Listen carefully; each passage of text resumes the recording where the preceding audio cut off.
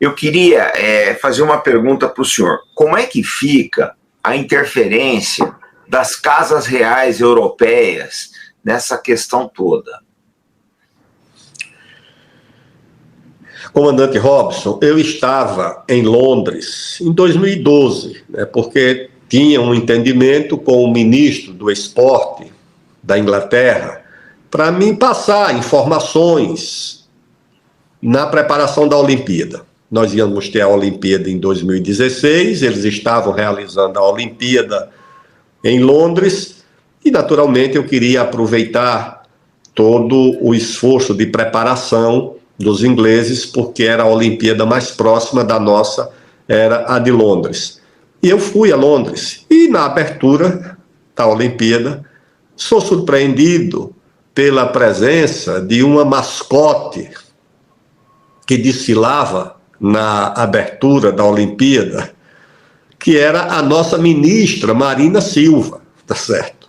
Eu digo, mas como é que foi parar no desfile de abertura da Olimpíada? Eu fiquei sabendo, a articulação das ONGs e exatamente das casas reais da Europa. E quando me perguntaram quem havia indicado a ministra, que não era ministra, né, Marina, nem deputada, ela não tinha mandato, ela tinha, como sempre tem, prestígio nas casas reais da Europa. E eu, na época, eu disse, até o pessoal do governo, acho que a presidente Dilma não gostou do que eu disse não, a indicação deve ter sido das casas reais da Europa, onde ela goza de imenso prestígio.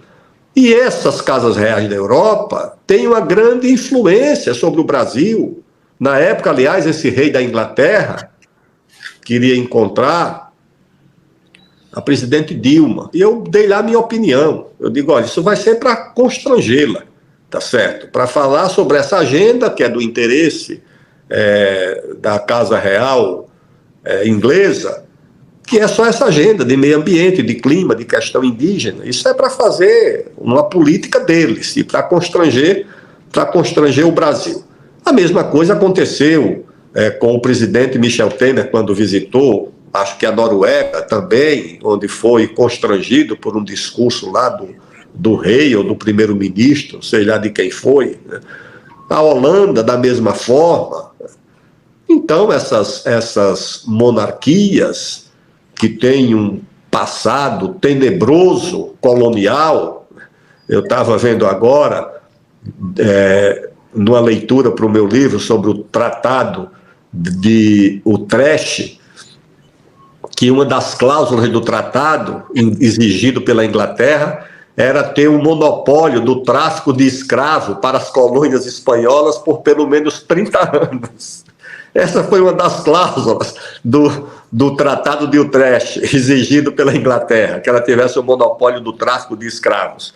Tá certo? O caso do rei Leopoldo da Bélgica, Leopoldo II, que criou uma ONG chamada Sociedade de Proteção dos Povos Aborígenes, que matou 10 milhões de congoleses, exterminando os soldados dessa ONG, desfilavam pelo Rio Congo, atirando nas margens em qualquer nativo, em qualquer africano que aparecesse. Essa gente que hoje, talvez, por culpa na história, querem imobilizar a Amazônia e tutelar a Amazônia brasileira. E elas financiam essas ONGs. A Noruega financia, é a principal financiadora do Fundo Amazônia, que é um fundo neomalthusiano, um fundo que só se preocupa com a questão do clima e nenhuma preocupação com a vida